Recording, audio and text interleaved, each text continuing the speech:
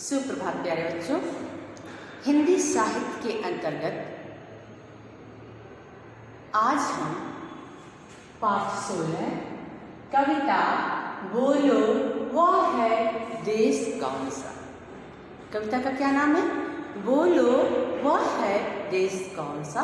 पाठ का अध्ययन करेंगे। इस कविता में हमारे भारत देश के बारे में बताया गया कि इसकी संस्कृति कैसी, सभ्यता क्या है, ये किस तरह अपने अनेकता में एकता अपने में छुपाए हुए है, किस तरह वसुधैव कुटुंबकम का संदेश पूरे विश्व को देता है, किस तरह यह पूरे विश्व को एक सूत्र में बांधने का कार्य करता है अपने संदेश के माध्यम से।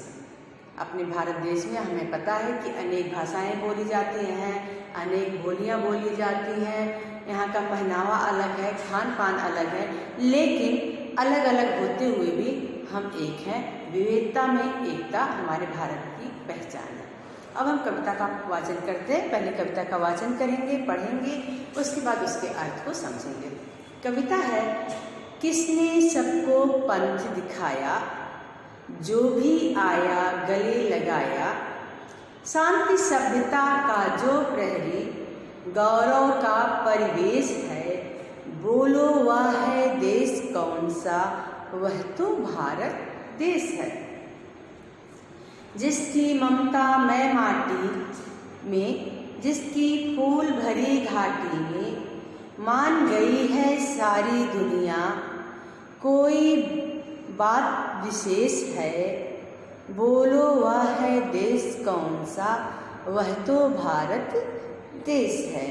जिसके पांव पखारे सागर, दर्पण से दिखाए अंबर, जिसके उत्तर में चांदी का नीलम जड़ा नगेश है, बोलो वह है देश कौन सा, वह तो भारत देश है।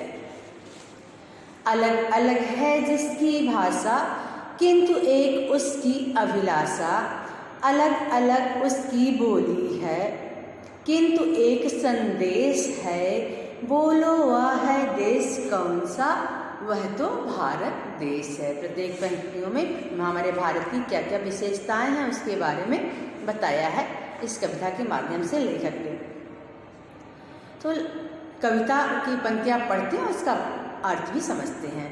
किसने सबको पंथ दिखाया, पंथ यानी रास्ता, जो भी आया गले लगाया, शांति सभ्यता का जो प्रहरी, प्रहरी यानी रखवाला, गौरव का परिवेश है, गौरव मतलब अभिमान और गर्व, और परिवेश मतलब वातावरण। इस पाठ के जो लेखक हैं उनका नाम है दामोदर अग्रवाल। पाठ के जो कवि हैं, रचयिता हैं, उनका नाम है दामोदर अग्रवाल। तो कवि लिखते हैं, किसने सबको पंथ दिखाया, जो भी आया गले लगाया। कौन है जो सारे विश्व को नया रास्ता दिखाया, रास्ता दिखाया, सही मार्ग पर चलने को सिखाया, और जो भी आया गले लगाया, जो भी उसके पास आया उसको उसने अपने गले लगाया, यानी उसे अपने पास बुलाया, उसे सम्मान से अपने पास रखा, बिठाया। शांति सभ्यता का जो प्रहरी, प्रहरी यानी रखवाला, शांति और सभ्यता का जो रखवाला है, गौरव का परिवेश है, और जो अभिमान और गौरव का जिस देश जहाँ वातावरण है, बोलो वह कौन सा देश है, वह भारत देश है। एक बार पुनः इसका अर्थ हम देखते हैं। कौन है जो पूरे विश्व को नया रास्ता दिखाया, सही मार्ग पर चलना सिखाया, जो भी उसके पास आया उस सभी को उसने प्यार से अपने गले लगाया, जो शांति और सभ्यता का रखवाला है, जहाँ गर्व और अभिमान का, गर्व का जहाँ वातावरण है, बोलो वह कौन सा देश है, वह भारत देश है। एक बार पुनः मैं बताती हूँ। कौन है जो पूरे विश्व को नया रास्ता दिखाया, सच्चे मार्ग पर चलना सिखाया। कौन है जो भी उसके पास आया उसको प्यार से गले लगाया, जो शांति और सभ्यता का रखवाला है, जहाँ गौरव है, गर्व है का वातावरण है, बोलो वह कौन सा देश है? वह भारत देश है। नेक्स्ट पंक्तियां हैं, अगली पंक्तियां हैं। जिसकी ममता मई माटी में, जिसकी फूल भरी घाटी में, मान गई सारी दुनिया कोई बात विशेष है, बोलो वह है कौन देश? बोलो वह है देश कौन सा? वह तो भारत देश है। जिसकी ममता में, ममता में मतलब माँ के समान प्यार करने वाली, जो जिसकी मिट्टी माँ के समान प्यार करने वाली है। माँ के समान प्यार करने वाली यानी हमारे भारत देश की जो मिट्टी है उपजाऊ है, यहाँ के लोगों को पेट भरने के लिए, यहाँ के लोगों को रहने के लिए, यहाँ के लोगों को अपने बसने के लिए यहाँ का जो मिट्टी है, यहाँ का जो धरती है, और यहाँ के लोगों के लिए बहुत ही उपजाऊ है, धन्य धान से परिपूर्ण करने वाली है।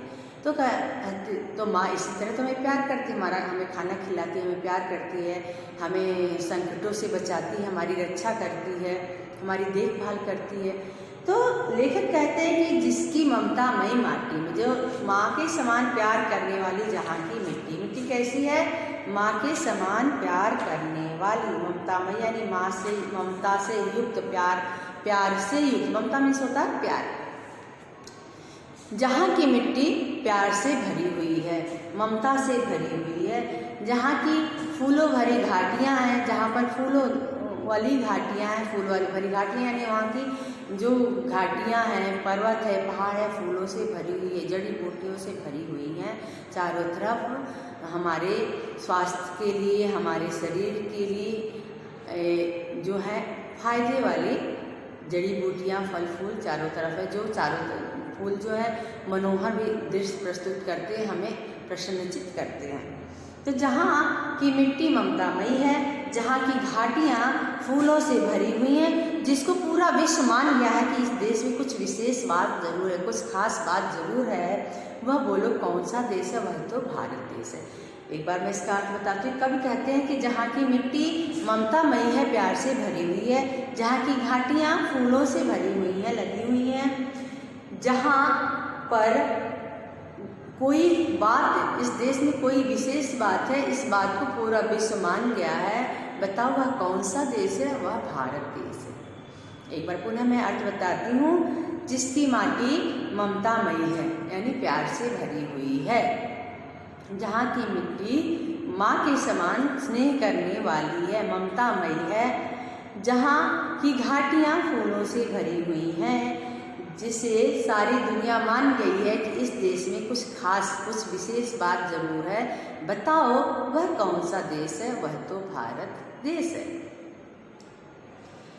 जिसके पांव पखारे सागर, दर्पण जिसे दिखाए अंबर, जिसके उत्तर में चांदी का नीलम जड़ा नगेश है, बोलो वह है देश कौन सा? वह तो भारत देश है। कवि कहते हैं कि जिसके पांव पखारे सागर यानी पूरब, पश्चिम, उत्तर, दक्षिण। उत्तर में हिमालय पर्वत है और दक्षिण में सागर है, समुद्र है। तो जिसके पांव पखारे, जिसके जड़ों में सागर है, समुद्र है, उसके पांव को पखारता है, धुलता है। दर्पण जिसे दिखाए अंबर, आकाश जिसे दर्पण यानी जहाँ का वातावरण शुद्ध है, साफ है, आकाश साफ है, वो उन्हें दर्पण दिखाता है, यानी उन्हें शीशे के समान साफ स्वच्छ यहाँ का वातावरण है।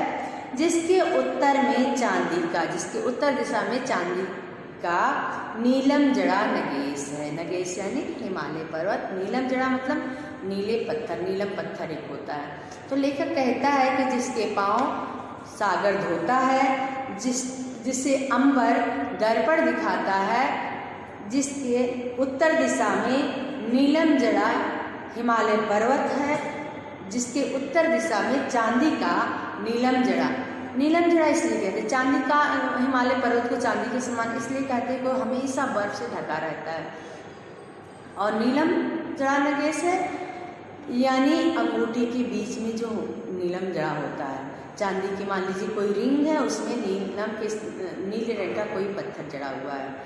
तो इसी तरह चांदी का हमेशा साल भर बर्फ ढका रहता है हिमालय पर्वत, और सूर्य की रोशनी से पड़ने वाली जो उसकी प्रभाव वो पड़ता हो, सुबह शाम उसका रंग बदलता रहता है। तो कहता नीले रंग का नगेश पड़ा हुआ है, नीलम जड़ा नगेश है। ऐसा लग रहा है कि जिसके उत्तर दिशा में चांदी में नीलम के समान जड़ा हुआ हिमालय पर्वत है, नग के समान जुड़ा हुआ हिमालय पर्वत है। बोलो वह कौन सा देश है? वह तो भारत देश है, वह भारत देश है। एक बार पुनः मैं अर्थ बताती हूँ। जिसके पाँव सागर धोता है, पखारता है, जिसे आकाश दर्पण दिखाता है, शीशा दिखाता है, जिसकी उत्तर दिशा में चांदी का नीलम जड़ा नगेश है, चांदी के समान नीलम जड़ा हिमालय पर्वत है। बोलो वह कौन सा देश है? वह तो भारत देश है। एक बार पुनः मैं इसका अर्थ बताती हूँ। जिसके पाँव सागर धुलता है, जिसे अंबर आकाश दर्पण दिखाता है, शीशा दिखाता है, जिसकी उत्तर दिशा में चांदी में नीलम रत्न जड़ा हिमालय पर्वत है, नीलम रत्न के समान जड़ा हुआ हिमालय पर्वत है। बोलो वह कौन सा देश है? वह तो भारत देश है। अलग अलग है जिसकी भाषा किंतु एक उसकी अभिलाषा, अलग अलग उसकी बोली है किंतु एक संदेश है। बोलो वह है देश कौन सा? वह तो भारत देश है। लेखक लिखते हैं कि जहाँ की भाषा अलग अलग है किंतु उसकी अभिलाषा एक है। अभिलाषा यानी इच्छा क्या है? कि सबसे ऊंचा रहना, सर्वोच्च रहना, सबसे मिलजुल कर रहना, पूरे विश्व को एक समान अपने भाई बंधु के समान मानना। अभिलाषा यानी इच्छा। जिसकी भाषा और बोली अलग अलग है परंतु उसकी इच्छा एक है। अलग अलग है उसकी बोली, जिसकी बोली अलग अलग है किंतु एक संदेश है। क्या संदेश है? कि हमें मिलजुल कर रहना चाहिए, हमें शांतिपूर्ण रहना चाहिए, ऐसा संदेश है। बोलो वह कौन है देश कौन सा? वह तो भारत देश है। बोलो वह कौन सा देश है? वह भारत देश है, वह भारत देश है। अलग अलग है, जहाँ की भाषा अलग अलग है और लेकिन उसकी इच्छा एक है कि पूरा विश्व वसुधैव कुटुंबकम यानी पूरा विश्व हमारे भाई बंधु के समान है। जहाँ की बोली अलग अलग है किंतु उसका एक ही संदेश है कि पूरा विश्व में शांति रहे, बनी रहे। बताओ वह कौन सा देश है? वह तो भारत देश है। जहाँ की भाषा अलग अलग है किंतु एक ही इच्छा है कि पूरा विश्व वसुधैव कुटुंबकम की भावना से रहे, यानी पूरे विश्व को एक समान भाई बंधु के समान माने, कोई भी अलग अलग ना हो। जहाँ की बोलियाँ अलग अलग हों किंतु एक ही संदेश है कि पूरा विश्व शांति बनाए रखे, शांतिपूर्ण तरीके से रहे। बोलो वह कौन सा देश है? वह तो भारत देश है। इस तरह हमने पाठ में आए जो भावार्थ है उसके अर्थ को पढ़ा, भावार्थ को जाना, वर्ड की मीनिंग को समझा। आप पाठ में आई हुई कविता को अपनी उत्तर पुस्तिका में लिखेंगे, चित्र बनाएंगे और याद करेंगे। धन्यवाद।